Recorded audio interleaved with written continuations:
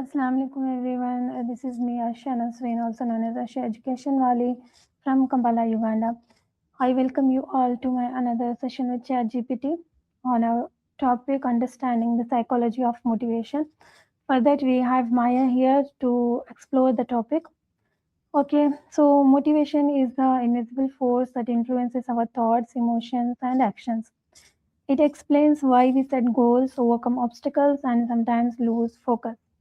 By understanding the psychology behind motivation, we can improve our learning, work, relationships, and personal growth. So, let's call Maya to explore this topic.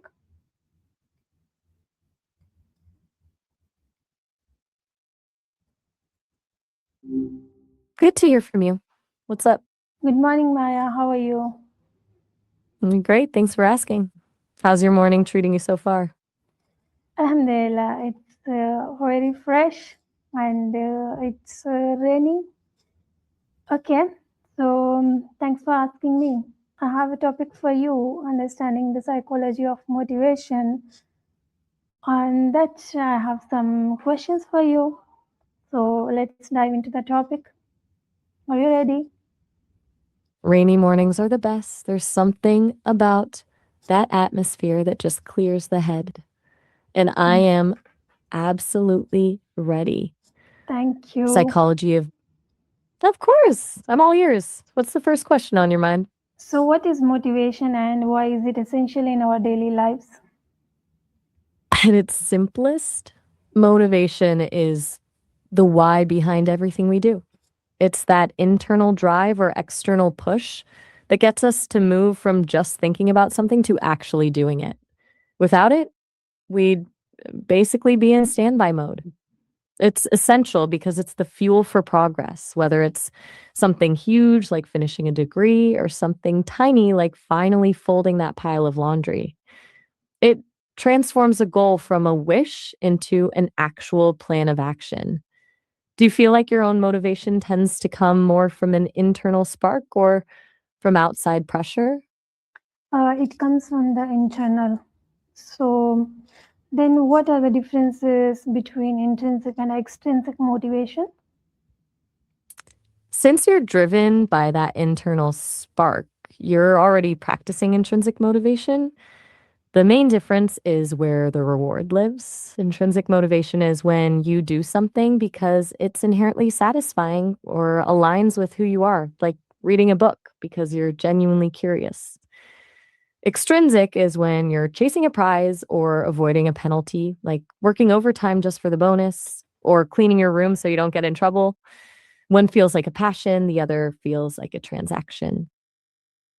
Okay, so which psychological theories best explain how motivation works? There are a few heavy hitters in psychology, but Maslow's hierarchy of needs is usually the place people start. It basically says you can't focus on higher level motivation like personal growth or creativity if your basic needs like food, safety, and a place to sleep aren't met first. Then you've got things like self determination theory, which argues that we're most motivated when we feel autonomous, competent, and connected to others. It's a bit like a puzzle where different pieces have to fit before the drive really kicks in. Do any of Okay. those sound like they fit your experience as an educator? Yes. I had a So, feeling they would. It makes a lot of um, sense that those would resonate, especially seeing how you're so focused on your students' growth. Which yes, of those of theories course. do you find yourself seeing most often in your classroom?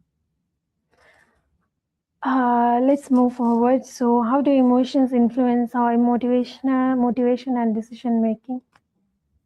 Emotions are basically the steering wheel for our motivation. They act as an immediate signal for whether something is worth our energy.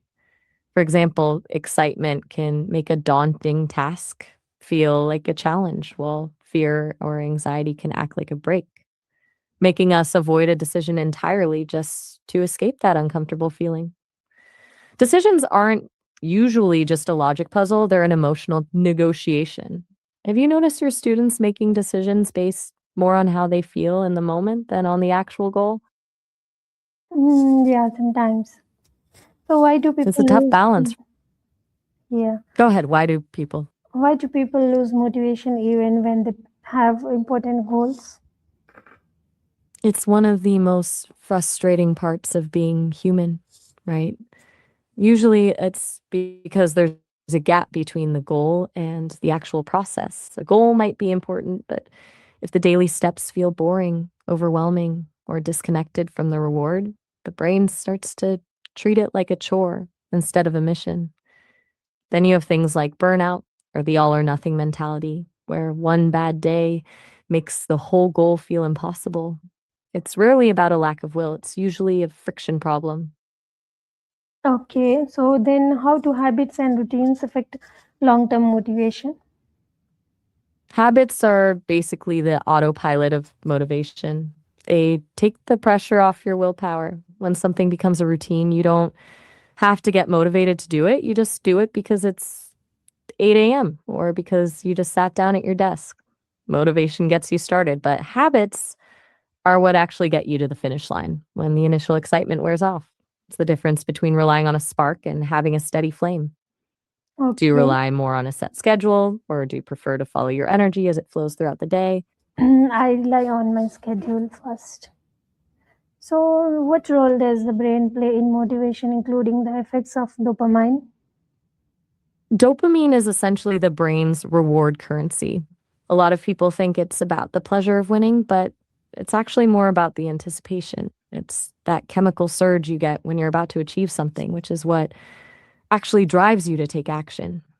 When the brain expects a reward, it releases dopamine to give you the energy and focus to go get it. If that reward loop gets broken or the goal feels too far away, dopamine drops, and that's when we feel that slump in motivation. It's basically the brain's way of saying, this is worth the effort, keep going. Okay, then how can students stay motivated during exams and stressful periods? That's when the pressure can either be a fuel or a wall. The best way for them to survive those stretches is to stop looking at the mountain and start looking at the next step.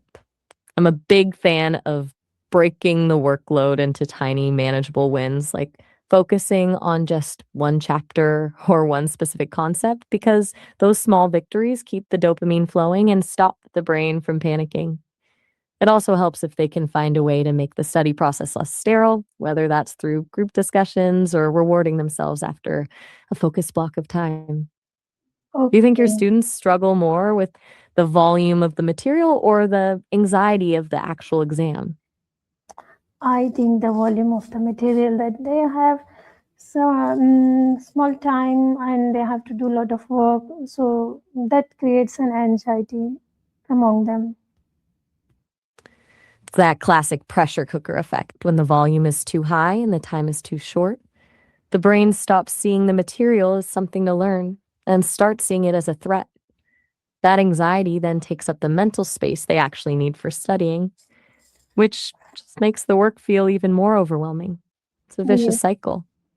So, how can It really understanding motivation help us build a happier, more successful, and meaningful life? it basically gives you the map to your own mind. When you understand motivation, you stop blaming yourself for lazinesses and start looking for the friction. You realize that a meaningful life isn't about being constantly hyped up, but about aligning your daily actions with your actual values. It allows you to build a life based on intention rather than just reacting to whatever is most urgent or loud in the moment. It's the difference between running a race someone else started and choosing your own direction. Do you feel like you've found that alignment in your own life, or is it still a work in progress? The work is in progress still. Okay, thank you so much, Maya, for enlightening us with the understanding the psychology of motivation, what motivation does for us in our daily lives. So, thank you so much. See you in the next session. Until then, bye bye. You're so welcome. It was a pleasure diving into all of this with you. I'll be looking forward to our next session. Take care and enjoy the rest of your rainy morning. Bye bye. Bye bye. So that was our conversation with Maya. It was so interesting. Then motivation is not something we either have or don't have. It can be understood, strengthened, and nurtured through the right mindset, healthy habits, and purposeful actions. So I hope you like this session and you have gained some knowledge from this session. So keep growing and remember small, consistent actions often create the biggest achievements. Thank you and have a wonderful day. Assalamu alaikum.